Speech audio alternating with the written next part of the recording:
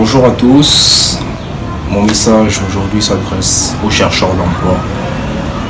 Une période très difficile que j'ai également vécue, une période de stress. C'est vraiment pas facile pour les jeunes qui sont dans cette situation-là.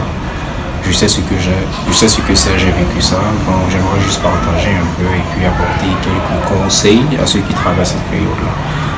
Donc quand on est en recherche d'emploi, c'est très difficile. Généralement, on est encore chez les parents.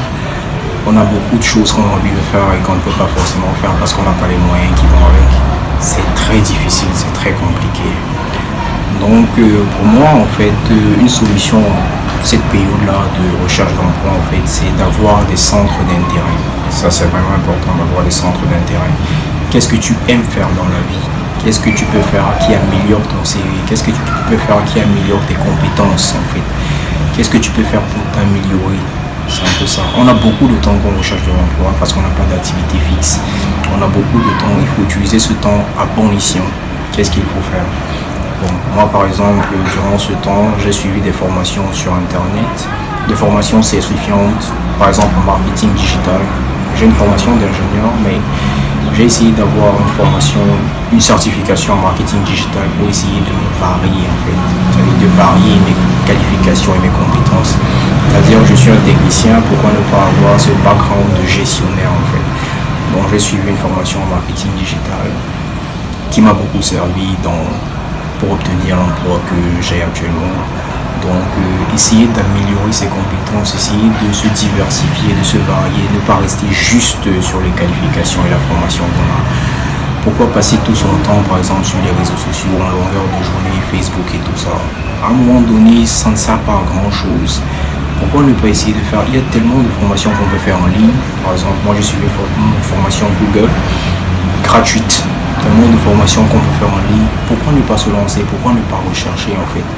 Ne pas forcément attendre l'emploi. Beaucoup disent, bon, j'ai un CV et tout, j'ai déposé des offres, on m'a pas pris et tout. C'est vrai, mais à un moment donné, tu peux aussi être limité dans ton CV.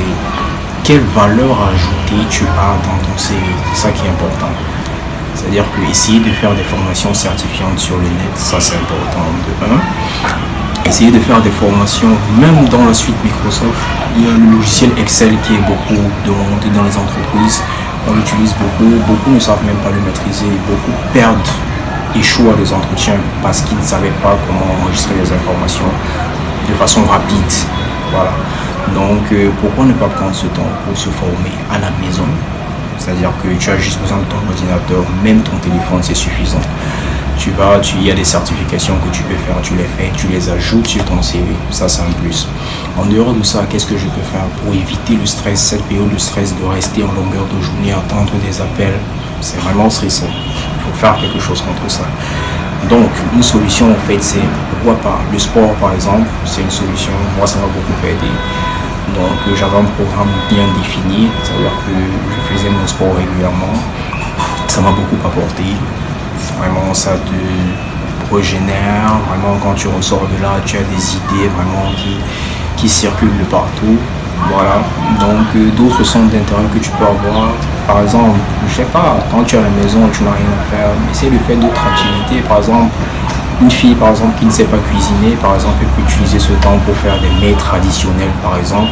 Donc, tout ça, c'est important. Le fait d'être dans ces activités empêche que tu passes le temps stressé ou bien attendre un coup de fil qui viendra d'un recruteur ou pas. Donc ce fait de se changer un peu les idées, si je veux appeler ça comme ça, tout en faisant des choses qui nous apportent, nous permet de s'évader un peu de cette période stressante, de tout cet environnement stressant qui est la recherche d'emploi. Donc avoir divers centres d'activité, ça peut être l'apprentissage d'une nouvelle langue, pourquoi pas. On peut apprendre l'anglais ou bien une autre langue. Par exemple, une anecdote que je vais vous raconter, en fait, une amie à moi qui, lors d'un entretien, elle n'a pas eu l'emploi, elle avait les qualifications pour, mais juste parce qu'elle ne parlait pas l'anglais, elle a été disqualifiée. Vous voyez, donc c'est important d'utiliser son temps pour essayer d'acquérir de nouvelles compétences qui pourraient nous servir dans notre recherche d'emploi. Donc c'est un peu ça. Le tout, en fait, c'est de bien utiliser son temps, essayer d'améliorer ses qualifications. C'est vrai, il n'y a pas l'emploi. On ne te demande pas d'aller dépenser de l'argent pour aller sur une formation. Non, il y a des formations, comme j'ai dit, sur Internet certifiantes, il y a des certificats, des formations certifiantes gratuites qui peuvent te permettre d'acquérir de nouvelles compétences. Donc le but c'est d'avoir divers centres d'intérêt.